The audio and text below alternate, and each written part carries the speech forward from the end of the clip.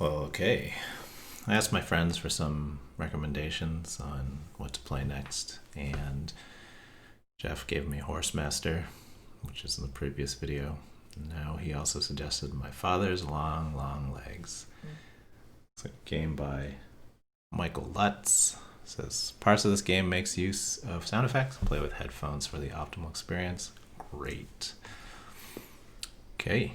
Last time I don't think I really did a text-based game very well. I didn't really read things, which I suppose if you're listening / watching, it's kind of difficult, but do my best. If not summarizing what I read. I really don't like reading out loud.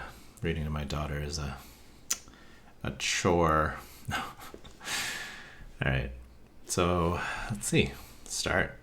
Text games are interesting because it just starts like this. You gotta really. There's no way to draw the person in with like a cutscene or what have you, right?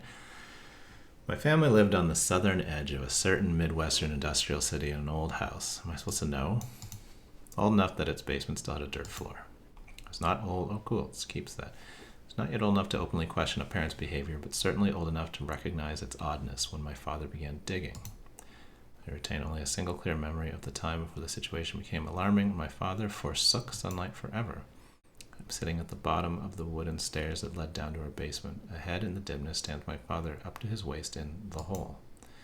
Still in his dark blue uniform from the factory, skin and fabric blackened by the hot breath of machinery and further smudged now by the damp earth, I watched father with the satisfaction of a child who sees in her parent a well of limitless capability. Good digging, Dad. Upstairs, my mother called it the dinner is done. My father takes one last shovel, turns it over the side of the excavation. In a single incredible motion, crawls out of the hole simply by pressing the sole of his boot to the lip of the pit, moving his whole body upward, walking right past me, right up the stairs. I sense, based on the title of the game and just I have a feeling the hole is a lot deeper. And he was always a tall, angular man, as the remaining pictures of him suggest, and to this day I can clearly conjure the marvelous image of my father's long, long legs striding over me as he emerged from the hole. He was to spend years digging beneath our house. Why is he digging? Apart from him, there were three of us: my mother, my younger brother, and myself. There are many things about my mother I do not understand. She first found my father attractive. She admitted to me many years later because of how unusual he was. He had come to the Midwestern industrial town and secured a job at the same factory. Though a practical man, he read constantly and voraciously on subjects ranging from engine repair to philosophy, a habit instilled in him he had claimed by his own parents. I know that digging, if you're a dude who works in a factory and you start digging, you're probably building a giant machine to create pig slaves. This is all my father ever said of his family. Beyond us, any further inquiry into the subject caused him to leave the room or bring up some other pressing issue. Mother once theorized his father to run away from home. Sure.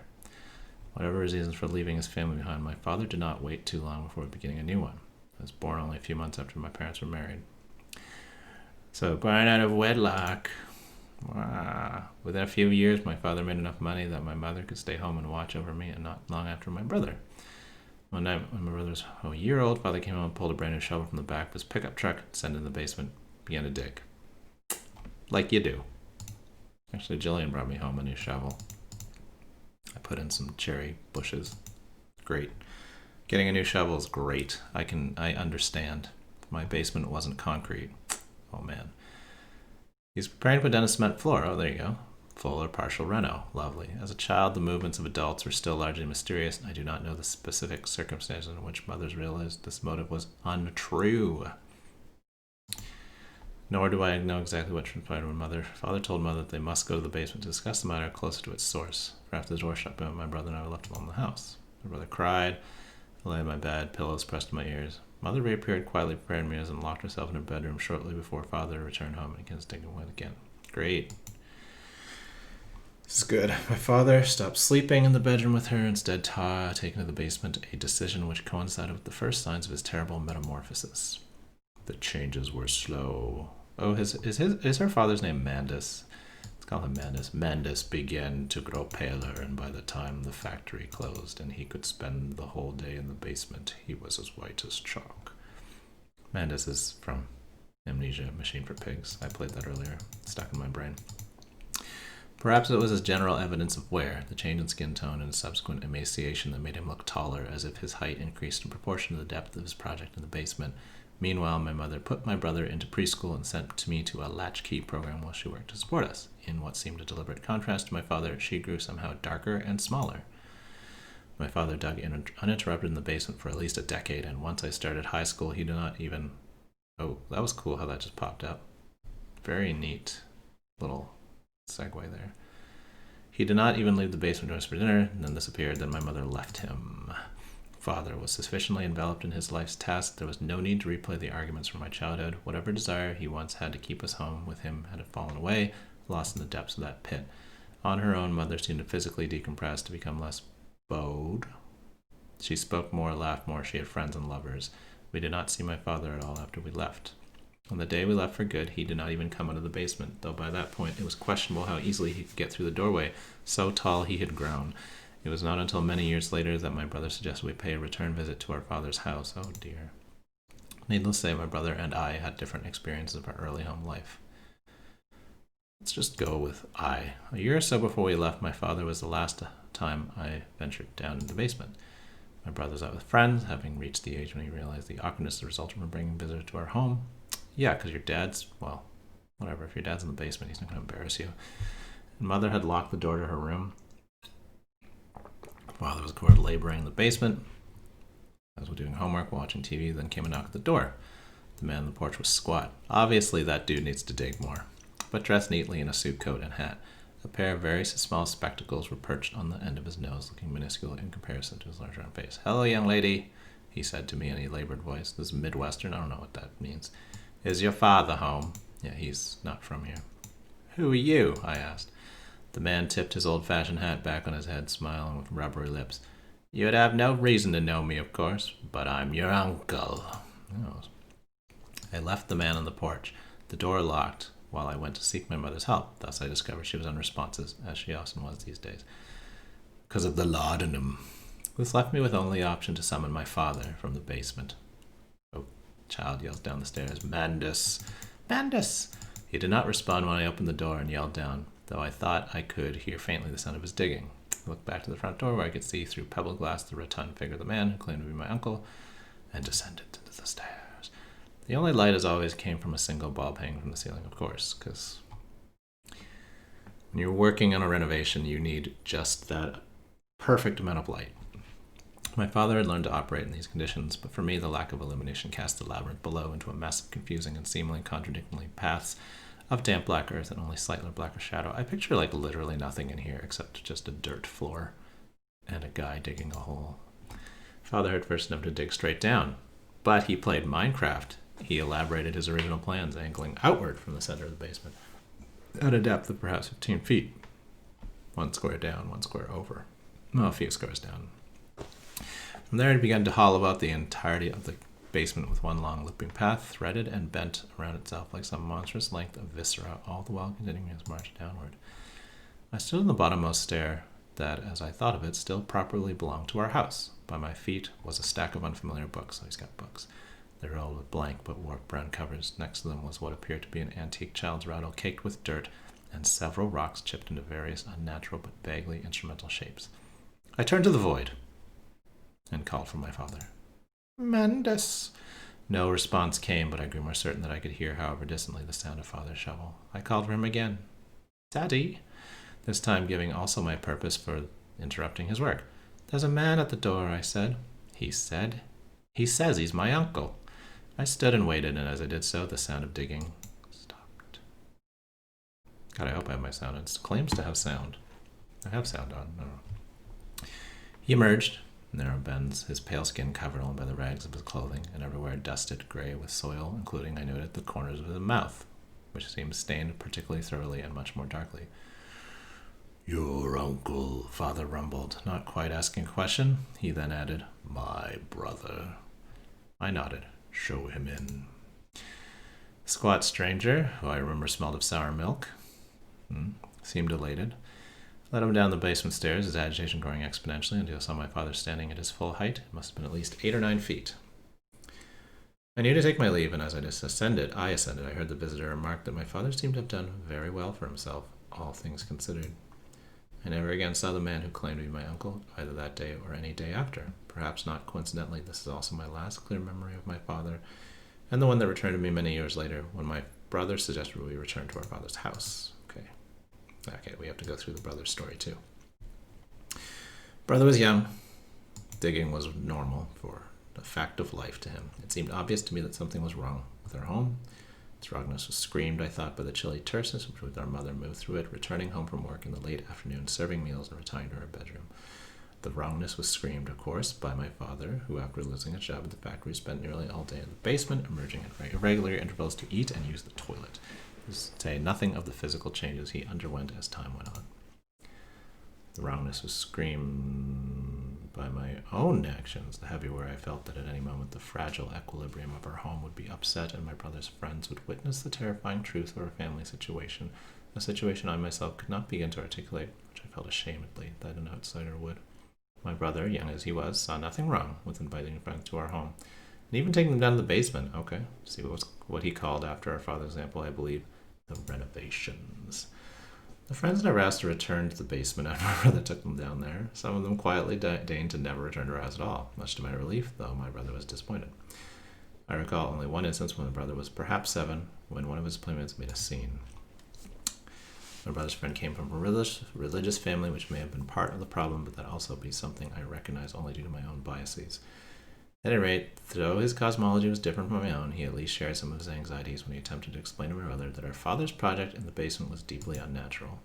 I emerged from the living room because down the hall I could hear crying. I knew that my brother had a friend over, so it was prepared for the worst. 2 boys stood outside the door to the basement, which still stood open. My brother looked up as I approached, at a loss as to how to comfort his weeping companion. "You're going to hell," our visitor informed me, after I managed to get him to look at me. "That's where he's digging to down there," the child said, looking from me to my brother. "He's digging to hell, and you're all going with him." My brother did not invite as many classmates over after that day. Good call. And I don't believe he ever invited any of them down to see the renovations ever again. "Are we really going to hell?" he asked one night, lying beside me. I told him I did not know. "But is that where Dad is digging to?" I told him there was no such place. "Then why is Dad digging?" My God. In the early days when I sat on the stairs and watched him work, my father would give me dozens of flippant reasons, seeking dinosaur bones. I'm not going to click that one. I'm going to make a choice here. I don't care about his flippant reasons. All these excuses had lost currency by this point, of course, and when asked what he was doing, as my brother told me, his religious visitor had inquired, my father had other things to say. "This is not the real world," my father would say. "Whoa!" Or something along these lines. "What we think is the real world is just a layer of dirt caked around the true core of the universe. And what is dirt? Inert matter, dead weight, the remains of those who came and went before us, content only to further press down upon creation with their waste. There was a time when human beings were giants walking upon a small earth, but now the earth has grown fat and hateful with our soil, while we have grown small. Starting here, I am scraping away the sediment, our coagulated filth, and returning us to our original glory. Is this guy right for frictional games? Still, they were not satisfactory answers to us then, and would not be satisfactory for my brother as he huddled fearing hell in my bed. But frankly, I had no other answer, and let the matter lapse into silence, which is why, all these years, he urged me, okay, here we go. Put his mind at ease, checking up on our father, who had been left alone for slightly longer than we'd lived with him. On the one hand, I appreciated my brother's sentiment. On the other hand, I knew I could not stop him. His feelings for his father had always been more lenient. The only question was, would I go along with him, or let him make this visit on his own?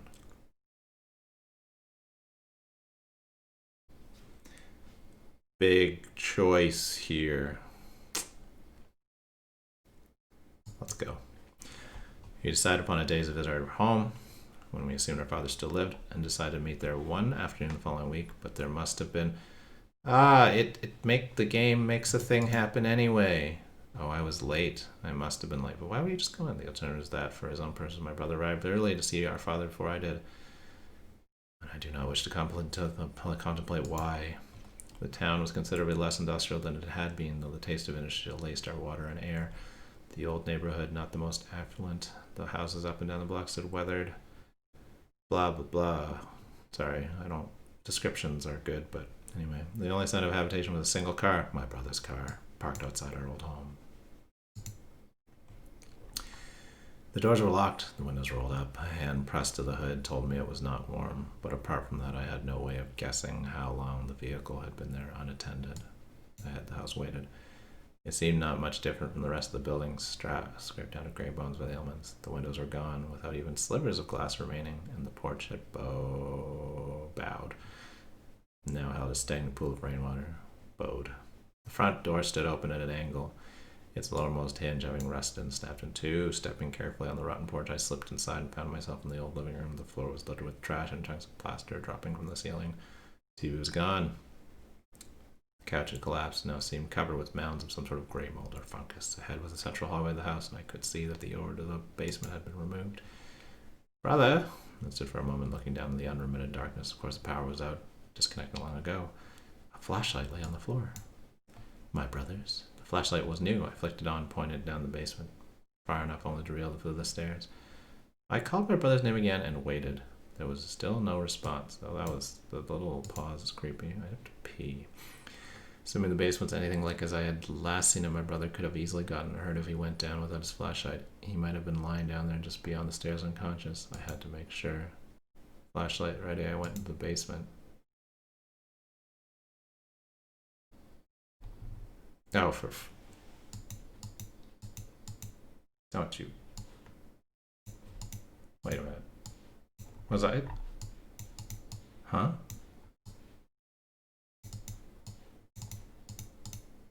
Was I supposed to figure that out?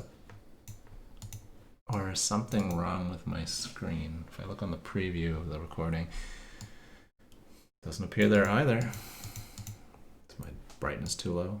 Okay, the stairs creaked beneath my feet. Oh, I see. I'm like using a flashlight. I reached the bottom, and my flashlight returned only a slope heading deeper beneath the house. I knew my father had done quite a bit of work since we left. Oh my god. Oh jeez. It's kind of weird.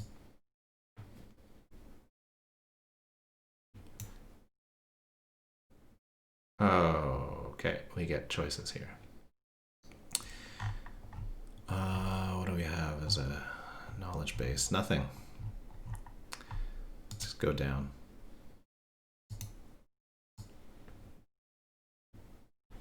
Is there description? No. So I go down. Okay, so the things remain as the choices that once were. Oh, this is kind of cool. It's a neat game. Okay, so I go down and then I can turn right. Okay. It's a little odd though. I just wanted to smell the old earth. Nothing but darkness. Okay. I see, it takes me here. That's fine. I walked further onward. I called from over there again and received no answer. Sure, let's keep going. Oh, God. Oh, my God.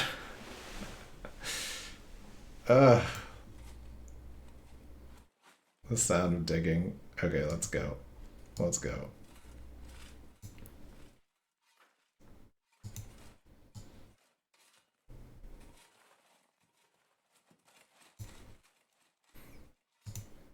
Let's keep following the digging.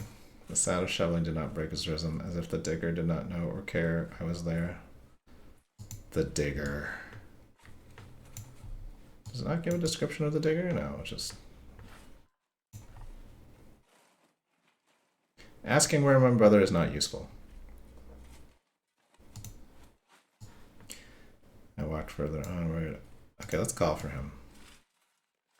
Didn't break rhythm. Okay. Sure, let's breathe.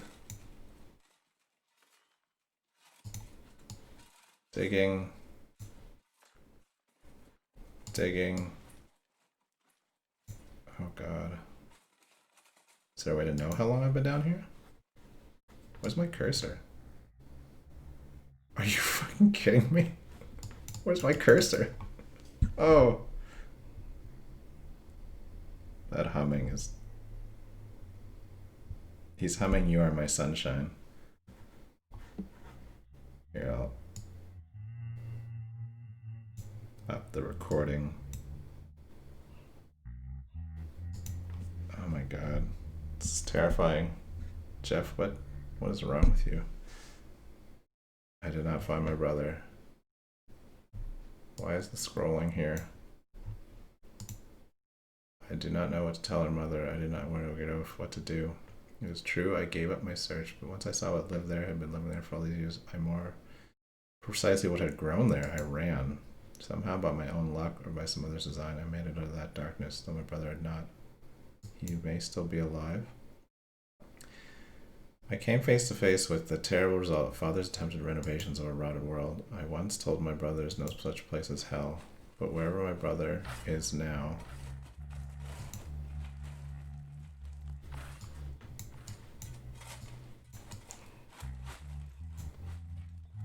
I wonder if he's grown as tall as I... Oh, I see. If I highlight, I can see them. Oh, I don't have to do that.